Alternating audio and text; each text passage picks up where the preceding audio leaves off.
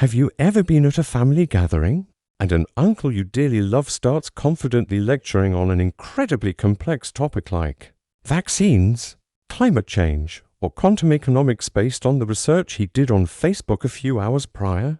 He isn't malicious. In fact, he's utterly sincere. His confidence is almost infectious. But as you listen, you realize every fact he cites is skewed, every conclusion based on a false premise. You sit there, paralyzed by the awkwardness of it all. How can someone be so profoundly wrong, yet so absolutely certain? That uncomfortable silence, that feeling of helplessness, it isn't just happening at the dinner table anymore. It's happening on a global scale, reshaping our society one tweet, one shared video at a time. And the real question isn't why your uncle is wrong. It's this: what is it about the human psyche that makes ignorance sound so much like confidence? In the next few minutes, we're going to decode one of the most dangerous cognitive biases of our time. And more importantly, we'll discover how a bug in the individual mind has been amplified into a full-blown global crisis. Stick around, because understanding this might just change the way you see the world forever. That phenomenon you witnessed at the dinner table has a name, the Dunning-Kruger effect. And here it is in its simplest form sometimes. The people who are the least competent in a given area are the least able to recognize their own incompetence. This isn't about intelligence. A brilliant physicist can still be a terrible investor, yet be absolutely convinced they've cracked the stock market. A gifted surgeon might offer awful political advice with total certainty. It is a universal human blind spot. It is not a failure of intellect, but a failure of self-awareness. The effect is named after two psychologists, David Dunning and Justin Kruger, who in 1999 conducted a series of groundbreaking studies. We'll get to the hilarious story that inspired them later, but the core of their discovery was a cruel paradox they called the dual burden. The first burden is that you make mistaken conclusions and unfortunate choices. The second burden is that your very incompetence robs you of the ability to realize it. For decades, this was a fascinating psychological concept. But then, something happened. We built a machine that connected all of humanity.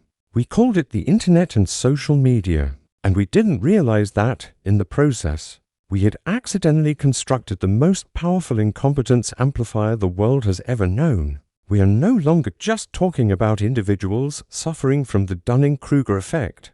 We are talking about a culture built on it. Welcome to the Dunning-Kruger Society. The story of the Dunning-Kruger effect begins, bizarrely, with a bank robber named MacArthur Wheeler. In 1995, Wheeler robbed Pittsburgh banks in broad daylight without a mask. When he was arrested, he was in complete shock. He mumbled to the police, "But I wore the juice." Wheeler believed that because lemon juice can be used as invisible ink, rubbing it on his face would make him invisible to security cameras. This mind-boggling foolishness got David Dunning and Justin Kruger curious. Wheeler's confidence wasn't a pretense. He genuinely believed in his plan. This led to their research, where they tested students on grammar, logic, and humor. Then, they asked the students to rate how well they thought they did. The results were stunning and consistent. The students at the bottom, the ones who performed poorly, dramatically overestimated their performance. They weren't just wrong. They were unaware of how wrong they were. Conversely, the top performers often slightly underestimated their ability. They knew enough to recognize how complex a field was, and they were aware of what they didn't know. This is the famous Dunning-Kruger graph. It shows the relationship between confidence and actual competence. On the far left, with almost zero competence, confidence is sky high. This peak is often humorously called Mount Stupid. This is where someone who has watched YouTube videos on a topic feels qualified to argue with an expert who has spent their life studying it. It's only after you begin to learn more that your confidence plummets as you realize the vastness and complexity of the field. This is the valley of despair.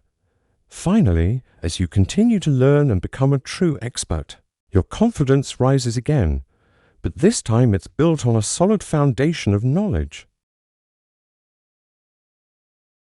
So, Why does this happen? The answer lies in a concept called metacognition. This is the ability to step back and think about your own thinking. It's the inner voice that whispers, wait, do I really know enough about this to have a strong opinion? For a novice in a field, the metacognitive toolkit is almost non-existent. Dunning-Kruger showed that the very skills that make you good at something like grammar are the same skills you need to recognize whether someone, including yourself, is good at grammar. If you don't know the rules of punctuation, not only will you write incorrectly, but you can't look at a sentence and see that it's incorrect. That's the dual burden in action. Our brains are also wired for shortcuts. They prefer simple, clean answers over nuance and ambiguity. The Dunning-Kruger effect provides an easy out. This seems simple. I get it. It provides the pleasant feeling of certainty, even if it's completely illusory. And this is where it gets more dangerous. When a person is on Mount Stupid, they become highly susceptible to other cognitive biases, especially confirmation bias. They will actively seek out bits of information, no matter how flawed, that confirm their initial belief and ignore anything that contradicts it. This is the recipe for an impenetrable reality bubble. Now, there are a few common misconceptions that need to be cleared up. First, so is this just a fancy way of calling people stupid? Absolutely not. This is the most crucial takeaway. The Dunning-Kruger effect impacts everyone. We all have areas where we are complete novices. A Nobel Prize-winning economist is likely a complete incompetent at plumbing. If they tried, they would probably be overconfident, burst a pipe, and only then realize their ignorance. The key isn't whether you're affected, but whether you're aware of your areas of vulnerability. Second, but isn't confidence a good thing? We're always told to believe in ourselves, yes, but there is a massive difference between earned confidence and unearned overconfidence. Earned confidence comes from hours of practice, study, and feedback. It comes from climbing the slope of enlightenment. Dunning-Kruger confidence is a mirage built on ignorance. One is an asset. The other is a massive barrier to learning. If you think you already know it all, you'll never seek new knowledge. And finally, the effect isn't always dramatic. Sometimes it's subtle. It can be overestimating your ability to read other people's emotions, or believing you're an above-average driver like 80% of the population does. It is a fundamental part of the human operating system. So what? Why does understanding an individual's psychological bias matter so much? Because we took this bias and plugged it into the incompetence amplifier, social media. The algorithms of Facebook, YouTube, and TikTok are not designed to prioritize truth. They are designed to prioritize engagement. And what drives engagement? Strong, emotional, confident claims. An expert saying. This is a complex situation with a lot of nuance gets far fewer likes than an amateur shouting. Here's the simple answer they don't want you to know. Social media creates a false equivalency, where a poorly written blog post can look aesthetically identical to a well-researched article from a reputable institution. It strips away all the markers of expertise. The result? We have created a Dunning-Kruger society, a society where the people with the least knowledge of public health become the loudest voices during a pandemic. People who don't understand the most basic principles of economics give financial advice to millions of followers. Conspiracy theories flourish because they provide simple, satisfying answers to complex problems.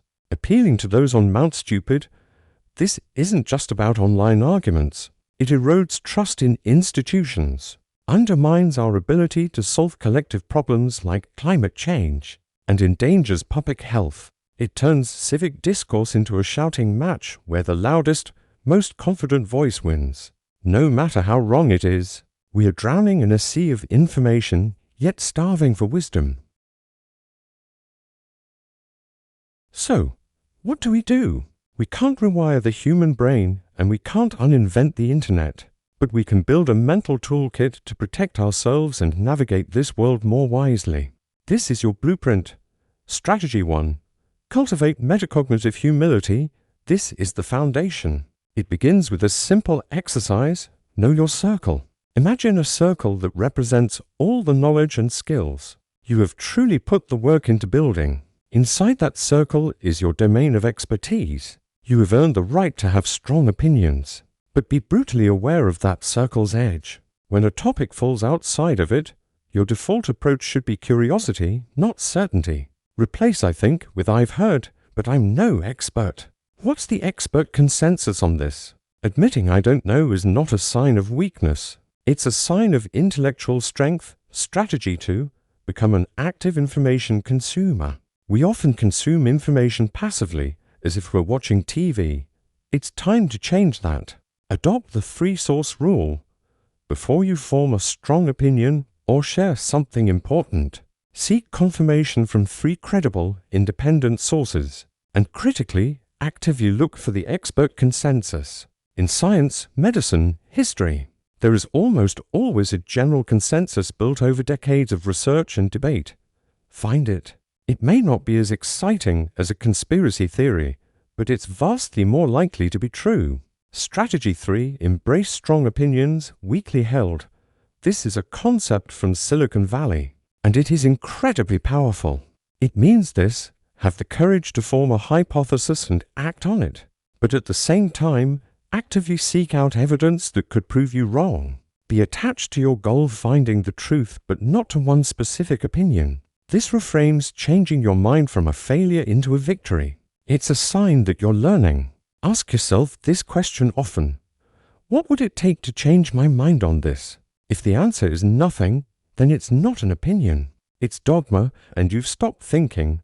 Strategy 4. Practice conversational scaffolding. When faced with someone on Mount Stupid like the uncle from the intro, attacking them with facts often backfires. It triggers their defense mechanisms. Instead, try conversational scaffolding. Don't argue, ask questions designed to gently trigger their own metacognition. For example, "That's interesting. How did you learn about that? That's a strong position. What makes you so confident in it? Are there any experts you particularly trust on this topic?" You're not trying to win the argument. You are trying to plant a seed of self-reflection. Sometimes it's all you can do, and sometimes it's the most effective thing. We started with an awkward dinner conversation and ended by dissecting one of modern society's greatest challenges. We've seen how the Dunning-Kruger effect is not just a psychological quirk, but a bug in the human operating system. A bug that has been exploited and amplified by our technology platforms, creating an environment where confidence so often trumps competence. But the story doesn't end in despair. It ends in empowerment. By understanding the mechanics of this confident ignorance, we are armed to recognize it not just in others, but more importantly, in ourselves. The blueprint we've laid out: cultivating humility, consuming information actively, holding our opinions loosely, and asking better questions isn't just a set of techniques. It's a commitment to a higher form of thinking. It's about embracing a profound truth. The journey to wisdom begins by admitting what we do not know. In a world that is screaming for attention, perhaps the most radical act is to pause, take a breath, and say the 3 most powerful words in the human intellectual arsenal. "I don't know." That is not a surrender. It is the beginning of true learning. My question for you today is, how have you seen the Dunning-Kruger effect in yourself or others play out in your life? Share your story in the comments below. I read them all. And if you found this video valuable in helping you make sense of our complex world, hit that subscribe button and the notification bell. Psych Blueprint is all about giving you the psychological tools to not just survive, but thrive in the modern age. Thanks for watching.